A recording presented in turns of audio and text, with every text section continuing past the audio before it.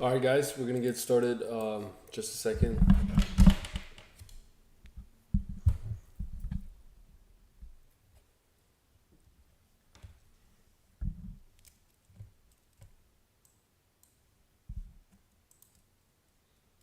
Okay, so as we see here, we've been going on a straight line rally, straight towards liquidity, and the reason for that being is if you go on here, market needs to establish some form of symmetry, right?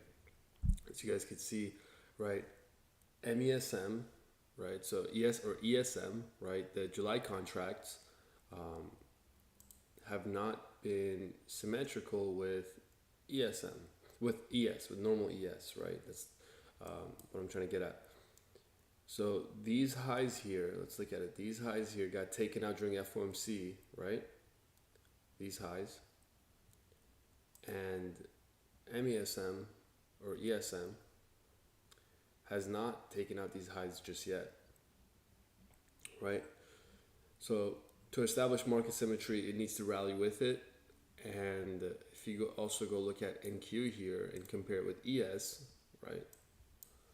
So we see that NQ here, focus on these highs, right? If we're focusing on these highs here, right, this area, we see that NQ has already taken out these highs. ES has not taken out these highs. So I think that we are able to push at least in towards these highs up here. Okay, I think that's going to be one of my main objectives for this coming month, April, for ES to push all the way up in towards at least um, this area right here. This 216.25 in towards this volume imbalance.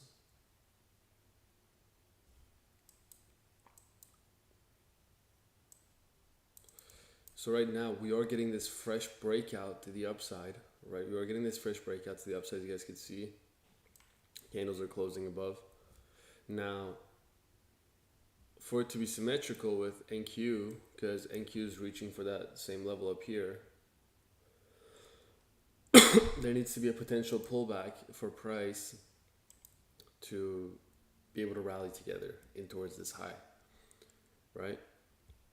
So I think ES is, we'll get a pullback soon. I think we'll get some sort of pullback, right? I think around here is an area, these highs right here is an area where price might potentially want to see a pullback, right? All right, so we're reaching up there, and that is a potential area where we could see, price start to slowly drop a little bit and potentially retest 40/50s, right? Doesn't mean it will, right? Just the way these daily candles are playing out and things like that, right? Doesn't mean it will, right? But it would just be an area of interest to be looking into for a potential pullback. We see how the weekly is closing, right? The weekly is closing fairly aggressive. And so we can get this huge push, right, into these upper levels here, right? And that will be an area where I'm around up here. This is longer term thesis, right? But I just want to, point it out for you guys. But here we might get this pullback here into, for example, this daily fair value gap, this 4-hour fair value gap here, right? So we get that pullback into this 4-hour fair value gap, and we can see off there how price wants to potentially continue to react from that level, right? So I want to see it almost deep pullback, maybe even to 40/50 areas, which would be really nice. So we can form higher lows. So it would set the tone for, market potentially wanting to push higher or lower, right? And so that's what I'm really looking for. Even on MES, right? I think our weekly objective is going to be this high, 4101.75 on MES. right? That's going to be our weekly objective, and that's where I want to see price pull into, right? That's where want to see price pull into for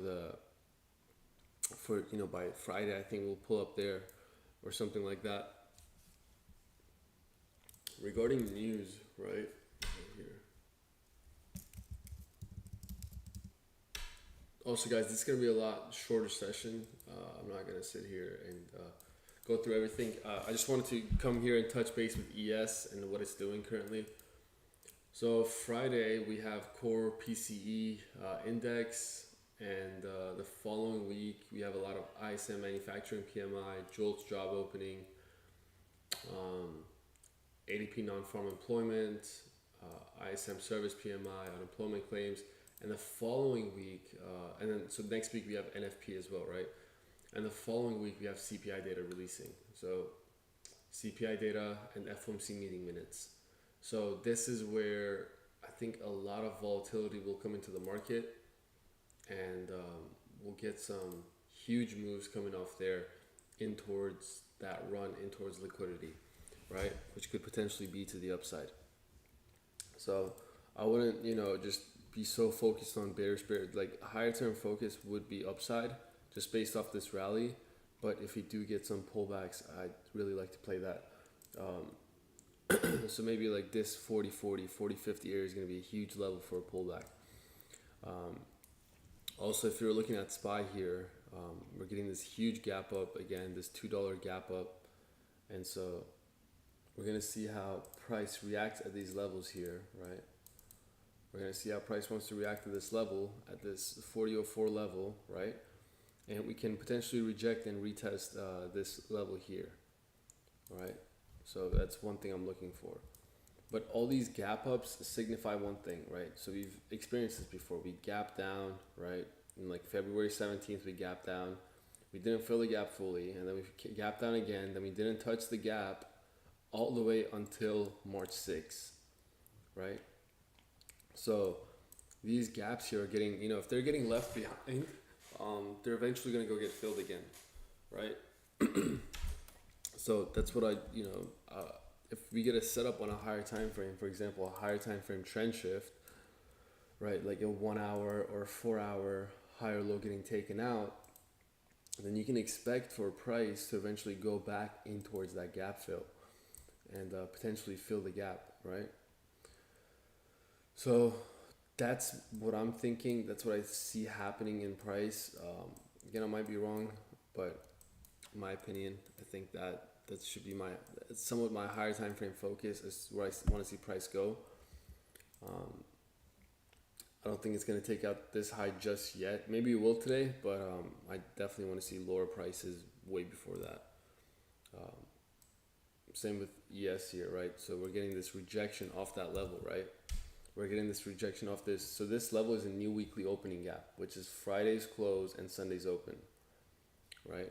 Friday's closing price and Sunday's opening price creates a gap, a new weekly opening gap where market uses it as institutional fair value, right?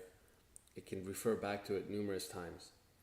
So what would make sense for me is that we go back to this 40-50 level potentially for a retest before either we get a discontinuation higher, right? Because right now we're already getting this rejection that we're looking for.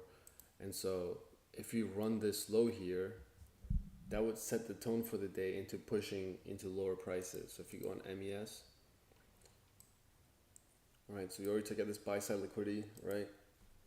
40.74 got ran through. So I'm expecting some sort of pullback here. There's some bearish fair value gaps here, right? That we could be looking at, right? And right now, it would be nice to see even just some sort of rejection, right? To some potential downside setups, right? That's what I'd be looking for.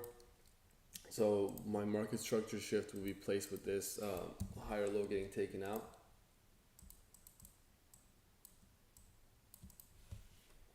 So if this higher low gets ran through, then that's our structure shift to the downside, and then we can see some continuation for lower prices. And you can use your 15-minute trend to determine what price is going to go next on a lower time frame basis. But I think the once SPY gaps up today, it's once it opens up, I'm gonna sit out on it for a little bit and let it play out a little bit before I engage, just simply because it needs to react to the gap and maybe push a little higher, then press lower, right? Maybe into 402, 403 areas, then potentially continue higher, right? But I would expect for the gap to get filled today, right? If that's possible, I would expect for that gap to get filled. If not, then we'll see higher prices, and this gap will be left off for another day. But with that being said, that's really all I'm looking for SPY. That's really all I care for here on SPY. Here we have Tesla gapping up, right? I think these highs will get taken out, right? You can use this level as a pivot point again, and I think we can run for these highs here on Tesla, right? This 197, maybe even 200 level could be an area where price runs to. Apple, seeing Apple here.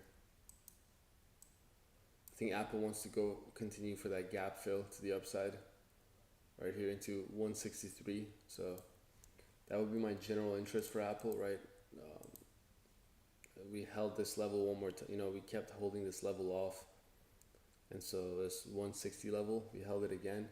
So I think that would be an area where price can go to, 163 level is an area where price can definitely run to, just for that rally in towards, gap fill. So just keep a lookout for that. These are my levels.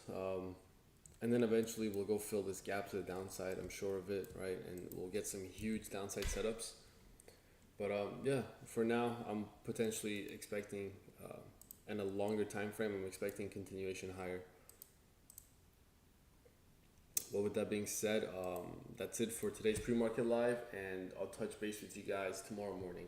So right now, I'm about to go. Make sure you guys leave a like as well if you guys could. I'd appreciate that. And I'm going to go back to the Discord for live trading.